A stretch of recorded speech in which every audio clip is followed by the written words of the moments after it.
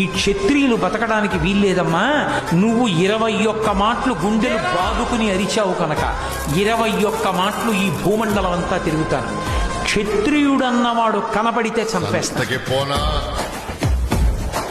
21 మాటలు భూమండలం అంతా తిరిగి క్షత్రియులన్న వాళ్ళని విడిచిపెట్టకుండా సంహరించి, క్షత్రియుడన్నవాడు ఈ భూమి మీద ఉండడానికి వీల్లేదు.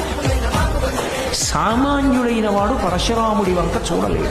పరశురాముడు నడిచి వస్తుంటే కేవలం ఆయన్ని చూస్తే కొన్ని లక్షల సైన్యం మూర్ఛపోయేది.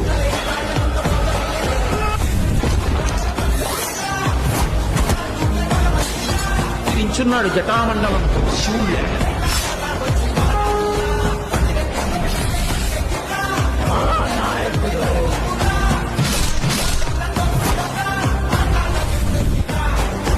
గండ్రగొడ్డలి భుజాన వేసుకుని తిరుగుతుండేవాడు.